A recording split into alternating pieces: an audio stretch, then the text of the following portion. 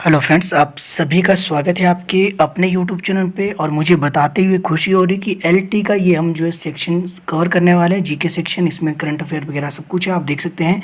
HP भी है इसमें, आपका एचपी करंट अफेयर भी है, इन्वायरमेंट आपका जो स्टडीज़, इसके अलावा जनरल अवेयरनेस सब कुछ इसमें इंक्लूड किया है। और जितने इसमें क्वेश्चन आया है, जो एलटी वाले स्टूडेंट मेरे साथ बने हुए थे, निस्संदेह उन सभी का ये एग्ज़ाम इतना अच्छा हुआ है क्योंकि ये सारे क्वेश्चन मैंने आपको ऑलरेडी करवाए हैं। तो पहले देख लेते हैं। पहला प्रश्न आपके पास क्वेश्चन नंबर 121, प्रसिद्ध कोणार्क का सूर्य मंदिर किस राज्य में स्थित है? तो निस्संदेह इसको जो आप ऑप्शन आपका जो बी दिया है बिल्कुल आपका सही हो जाएगा, आपके ओडिशा में। बाबा कांशीराम को पहाड़ी गांधी की उपाधि किसने दी थी? तो ये किसने दी थी? तो आपके ये जवाहरलाल नेहरू ने दी थी, जो कि एचपीजीके के आपके कई बार मैंने आपको ये कवर करवाया था एचपीजीके में। तो ये आपके 1937 को आपकी पंजाब की गदड़ी वाला एक जगह है, वहाँ पे आपकी ये दी गई थी जवाहरलाल नेहरू द्वारा। दिल्ली चलो का नारा किसने दिया? तो आई होप इस सभी को पता होगा। तो ये आपके सुभाष चंद्र बोस द्वारा। 123 का ऑप्शन सी बिल्कुल आपका इसमें सही हो जाएगा। आगे आपके पास क्वेश्चन नंबर 124 देखेंगे हम। एक दिवसीय अंतर्राष्ट्रीय क्रिकेट विश्व कप 2023 किस देश में खेला जाएगा? तो ये खेला जाएगा आपके भारत में, और इसकी मेजबानी आपके जिम्बाब्वे को सौंपी गई है। तो ये आपका मुझे नहीं पता कि ये कौन सा आपका जो पेपर होगा, कौन सी सीरीज का है। आप अपनी सीरीज के अनुसार क्वेश्चन आप सुन सकते हैं, आप इसको जो राइट आंसर कर लीजिएगा। ये आपका भारत सही होगा। इसके अलावा ऑप्शन आपके पास दिए गए हैं क्वेश्चन नंबर 125 के, मजलिस किस देश की आपकी संसद है?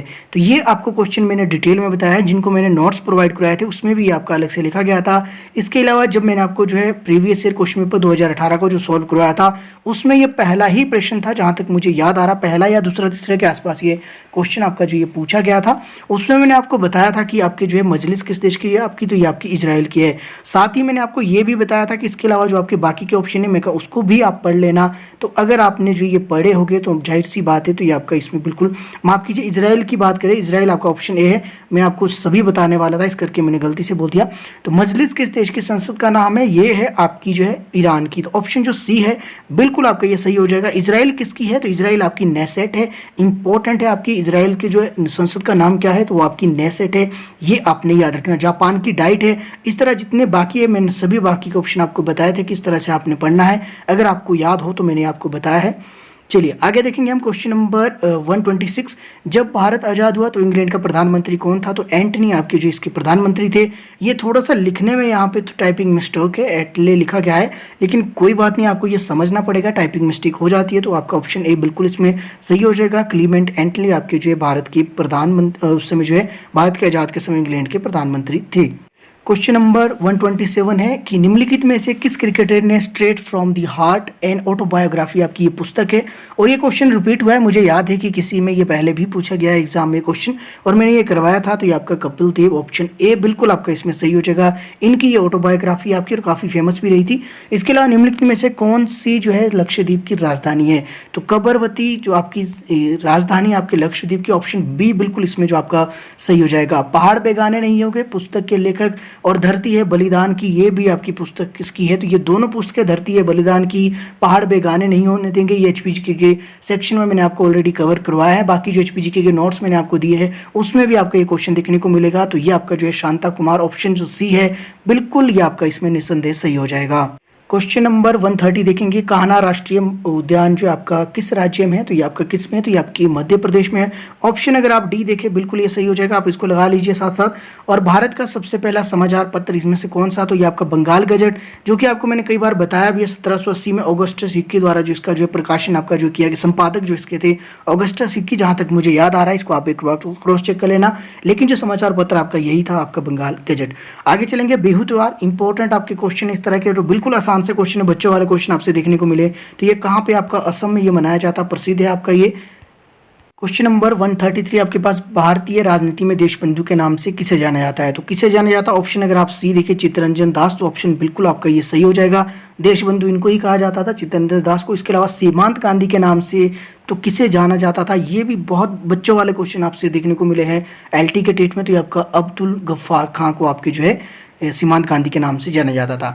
विश्व में किस देश का संविधान सबसे लंबा है? तो ये आई होप ये किसी को जो है गलत नहीं करके आना चाहिए, क्योंकि ये अपने भारत देश का ही है और सभी को ये पता भी होगा। इसके बाद आपके पास क्वेश्चन नंबर 139। अब कुछ स्टूडेंट सोचेंगे बीच में 3 क्वेश्चन गायब है, तो देखिए ये मेरी गलती नहीं है। जिस स्टूडेंट ने ये क्वेश्चन पेपर भेजा उन्होंने ही नहीं भेजा, तो मैं कैसे सोल्व करूँ इसको? तो कोई बात नहीं, बिल्कुल ईजी के क्वेश्चन हो गए, आप 3 क्वेश्चन आराम से सर्च कर सकते हैं। बाकी अगर आप चाहे तो कमेंट में पूछ सकते हैं कि कौन कौन से क्वेश्चन थे, आपको मैं उनके आंसर बता दूंगा। संयुक्त राष्ट्र के महासचिव का कार्यकाल क्या है या फिर क्या होता है, तो आपके 5 वर्ष इसका जो कार्यकाल आपका होता है। प्रसिद्ध रोरिक आर्ट गैलरी एचपीजीके का क्वेश्चन है, बहुत आसान है, मैंने आपको कई बार बताया। तो नगर कुल्लू में आपकी ये रोरिक आर्ट गैलरी है।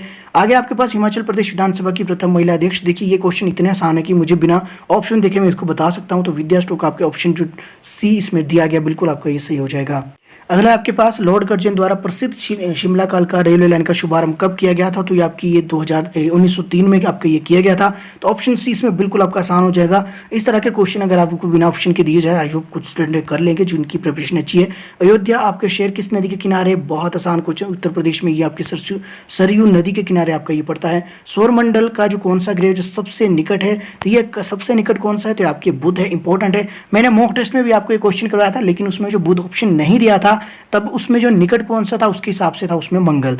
तो जिन्होंने मॉक टेस्ट देखा है तो प्लीज वो कमेंट ना करें कि सर आपने मंगल बताया मॉक टेस्ट में, उसमें आपका जो है बुध ऑप्शन में नहीं था, तब उसमें जो है मंगल था। तो क्वेश्चन को पहले ध्यान से देखिएगा आप। तो इसमें जो कौन सा होगा राइट, सौरमंडल का सबसे जो है नजदीक का ग्रह है सूर्य के, तो वो है आपके पास बुध। तो ऑप्शन सी बिल्कुल इसमें आपका सही हो जाएगा। क्वेश्चन नंबर 148 देखेंगे आप, तो ये है आपके पास भारतीय संविधान के अनुच्छेद 21A, आपको सभी को पता होगा, ये आपकी शिक्षा से संबंधित है। इसके अलावा आगे देखेंगे आपके पास हिमाचल प्रदेश में ग्राम पंचायत का सदस्य बनने के लिए, तो ये आपकी पंचायत के चुनाव जो आपके करवाए जाते हैं, तो मिनिमम जो आपकी उसमें जो लड़ने के लिए योग्यता आपकी रखी गई, तो 21 वर्ष आपके सदस्य बनने के लिए। तो ऑप्शन ए बिल्कुल आपका सही होगा। ये मैंने आपको करवाया था जब आपको मैं निर्वाचन आयोग में करवा रहा था, उस समय यह चीज़ आपको मैंने बताया। बाकी भारतीय राष्ट्रीय ध्वज, ये क्वेश्चन भी मैंने आपको करवाया था जब मैंने आपको भारतीय राष्ट्रीय जो है प्रतीक बता रहा था, तो उस समय मैंने आपको ये क्वेश्चन बिल्कुल मैंने ये कहा था कि डेट भी आपको याद रखनी है, और हर बार मैं आपको डेट भी डिफाइन करके चला हुआ था। तो 22 जुलाई 1947 को ये आपकी राष्ट्रीय ध्वज को आपके अपनाया गया। तो ये जीके सेक्शन था आपका, और बड़ा इजी था। मुझे नहीं लगता कि कितने क्वेश्चन थे ये थे आपके 30 क्वेश्चन। मुझे ये लगता है कि अगर ये मेरे लिए आता तो शायद 30 में से 30 क्वेश्चन मैं इसमें आराम से कर लेता, नहीं तो एटलीस्ट 28 29 तो मैं इसमें कर ही लेता अगर मैं कंफ्यूज हो जाता एक आधे क्वेश्चन में। तो आई होप आपके सभी के 25 सुपर स्कोर इसमें बन रहा होगा। बाकी आप मेरे साथ बने रह सकते हैं, फर्दर कोई भी आपका एग्जाम होता है कॉम्पिटेटिव एग्जाम, आप मेरे साथ बने रह सकते हैं। प्लेलिस्ट में ऑलरेडी वीडियोज बनी है जीके सेक्शन की, आप उसमें जाकर देख सकते हैं। बाकी अपने दोस्तों के साथ वीडियो को शेयर कीजिएगा और साथ ही कमेंट कीजिएगा कि आपके लिए ये वीडियो हेल्पफुल रही या फिर नहीं। मिलते हैं अगली वीडियो में, और बताइएगा कि आप मेरे साथ अगर जुड़े थे तो आपको कितनी हेल्प मिली, मेरी जो आपकी क्लासेस प्रोवाइड करवाई गई, कमेंट जरूर कीजिएगा। मिलते हैं अगली वीडियो में, मेरे साथ बने रहने के लिए आप सभी का तहे दिल से बहुत बहुत धन्यवाद।